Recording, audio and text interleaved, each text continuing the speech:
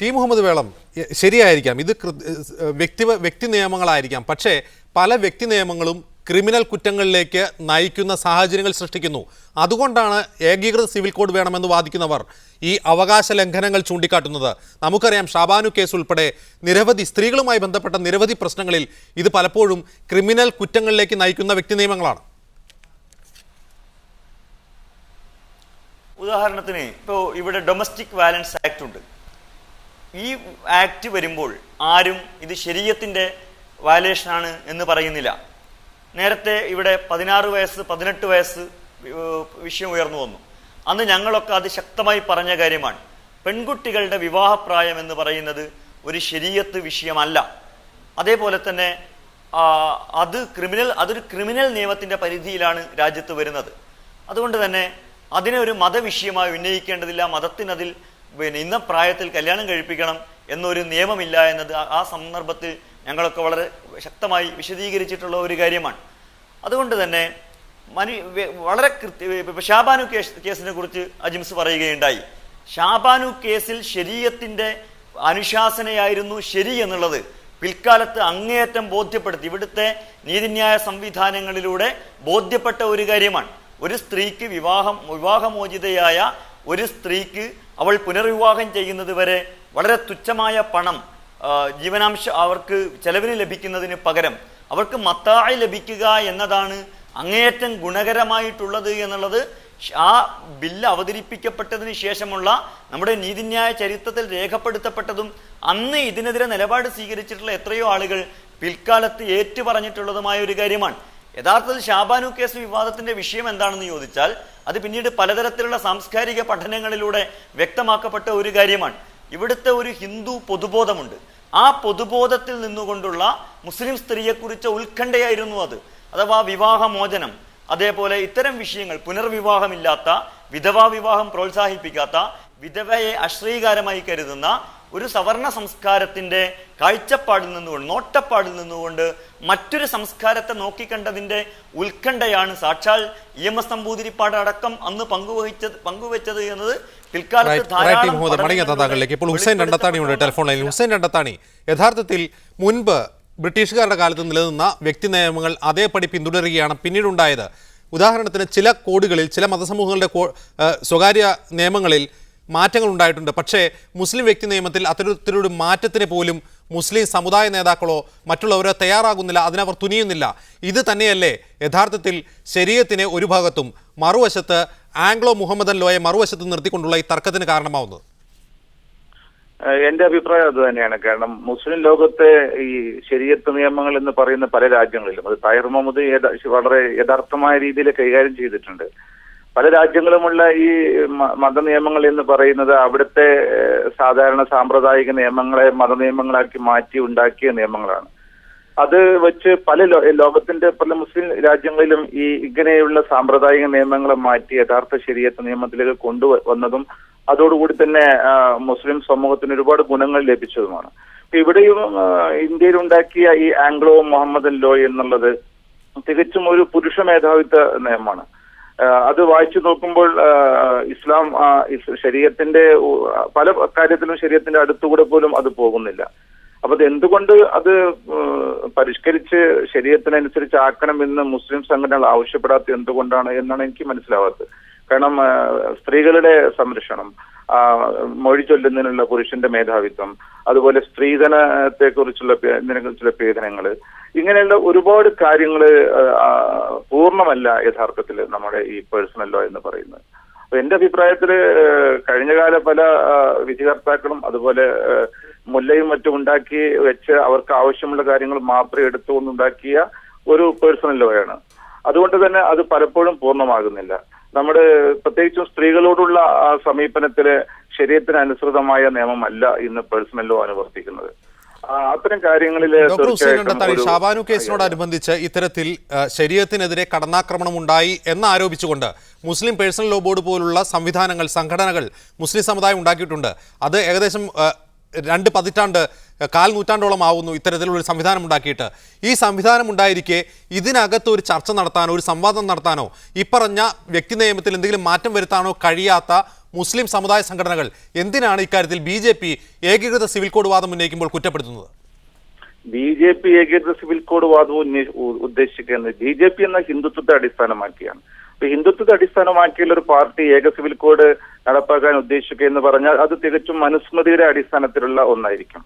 അതുകൊണ്ട് തന്നെ അത്തരം ഒരു സിവിൽ കോഡുകൾ പ്രത്യേകിച്ചും വ്യത്യസ്ത മതവിഭാഗക്കാര്, ഫോർ എക്സാമ്പിൾ അവരുടെ ഈ വിധവകൾ വിവാഹം ചെയ്യുന്ന കാര്യത്തിൽ മുമ്പുണ്ടായിരുന്ന പ്രശ്നം, SC/ST വിഭാഗങ്ങള് വിധവ വിവാഹം പ്രോത്സാഹിപ്പിക്കുകയും അന്ന് സവർണ വിഭാഗങ്ങൾ വിധവാ വിവാഹം നിരുത്സാഹപ്പെടുത്തുകയും ചെയ്യുന്ന അത്തരം ഒരുപാട് വ്യത്യാസങ്ങൾ ഉണ്ടായിരുന്നു.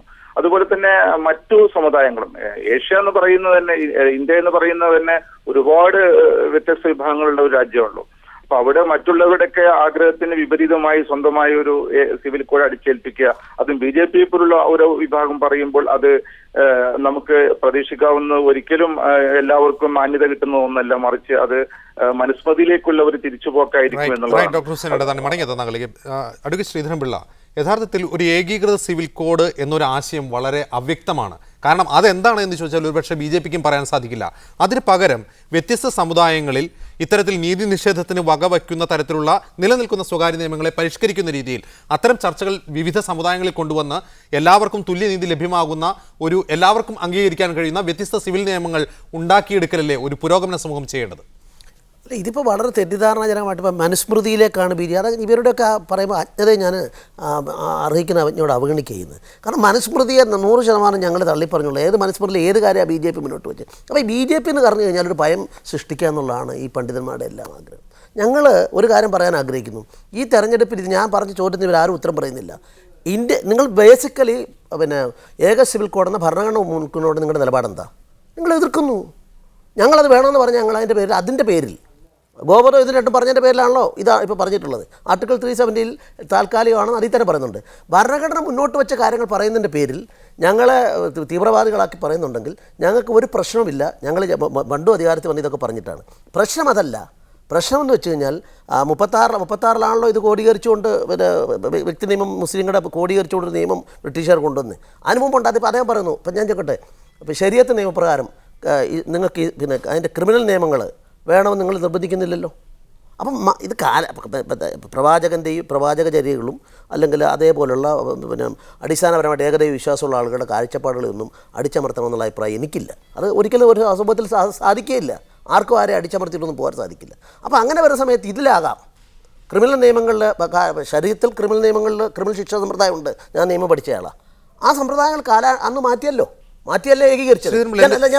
എന്റെ ചോദ്യത്തിന്റെ ലക്ഷ്യം ഇതാണ്. അതായത് ഒരു വലിയ ഇന്ത്യ പോലുള്ളൊരു വലിയ ജനാധിപത്യ സമൂഹത്തിൽ ഒരുപാട് ജനസംഖ്യ, വിവിധ സമുദായങ്ങൾ, അതിൽ സാംസ്കാരികമായി ആധിപത്യമുള്ള ഒരു സമുദായം നിലനിൽക്കുമ്പോൾ മറ്റ് ന്യൂനപക്ഷങ്ങൾ അവഗണിക്കപ്പെടാനുള്ള സാധ്യതയുണ്ട്. കാരണം ഒരു ഏകീകൃത സിവിൽ കോഡ് രൂപീകരിക്കുമ്പോൾ ആ ഏകീകരിക്കപ്പെട്ട സിവിൽ കോഡ് ആരുടെ എന്നൊരു ചോദ്യം ഉയരും.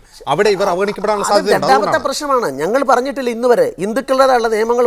ഇപ്പം ഓരോ കാര്യങ്ങളും വിവാഹത്തെ സംബന്ധിച്ചാലും ശരി, മരണത്തെ തുടർന്ന ചടങ്ങുകളായാലും ആചാരാനുഷ്ഠാനങ്ങളിൽ ഒഴിവാക്കിയിട്ടേ ചെയ്യാൻ സാധിക്കുള്ളൂ. ഇപ്പോഴും ആചാരാനുഷ്ഠാനങ്ങൾ ഒഴിവാക്കിയിട്ടുണ്ട്.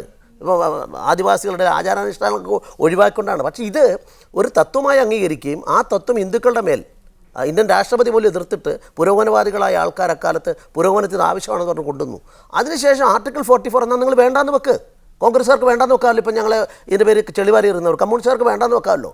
ഇത് പൊളിറ്റിക്കൽ ഇഷ്യൂ ആയിട്ട് എടുക്കുകയാണ്. ആർട്ടിക്കിൾ 44 എന്ന് പറയുന്നത് നമ്മുടെ ഒരു മാർഗ്ഗനിർദ്ദേശക തത്വത്തിൽ പറയുന്ന പല കാര്യങ്ങളോടും വിരോധമുള്ളവരാണ് ഇന്ത്യയിലെ രാഷ്ട്രീയ കക്ഷികൾ തന്നെ. ഉദാഹരണത്തിന് ആർട്ടിക്കിൾ 44 പറയുന്നത് നമ്മുടെ നിയമനിർമ്മാണത്തിന്റെ അടിസ്ഥാനപരമായി സോഷ്യലിസം, ഗാന്ധിസം, സെക്യുലറിസം ഇതൊക്കെ വേണമെന്ന്. ഗാന്ധിസം എത്ര പാർട്ടികൾ അംഗീകരിക്കുന്നുണ്ട് ഇന്ത്യയിൽ?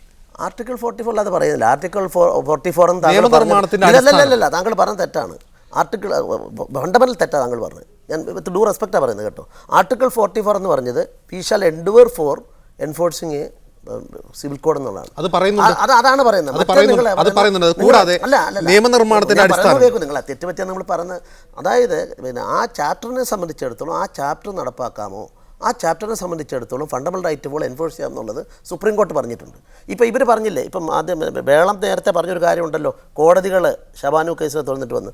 അതിനുശേഷം 2 കോടതി വിധികൾ കോമൺ സിവിൽ കോഡിലേക്ക് പോകണം. ഈ രാജ്യത്തിൻ്റെ ഐക്യത്തിനും അഖണ്ഡതയ്ക്കും അത് ആവശ്യമാണ്. ജനങ്ങളെ ഭിന്നമാക്കാൻ നമ്മൾ വേണ്ട. അതേ പറഞ്ഞല്ലോ, ശരിയാണ്, വൈരുദ്ധ്യങ്ങളുണ്ടെന്ന്. ഈ വൈരുദ്ധ്യമാകാതിരിക്കണമെങ്കിൽ ഒരു മതത്തിനു വേണ്ടി ഏകീകരിക്കാൻ സാധിക്കില്ല, ഒരു ഭാഷയ്ക്ക് വേണ്ടി ഏകീകരിക്കാൻ സാധിക്കില്ല. നമ്മുടെ ജനങ്ങളെ ഏകീകരിക്കുകയാണ് നമ്മുടെ കോൺസ്റ്റിറ്റ്യൂഷൻ ലക്ഷ്യമായി കണ്ടത്. ആ ലക്ഷ്യത്തിലേക്കുള്ള വഴികളായിട്ടാണ് ഈ ഡയറക്റ്റീവ് പ്രിൻസിപ്പിൾസ് എല്ലാം പറഞ്ഞിട്ടുള്ളത്.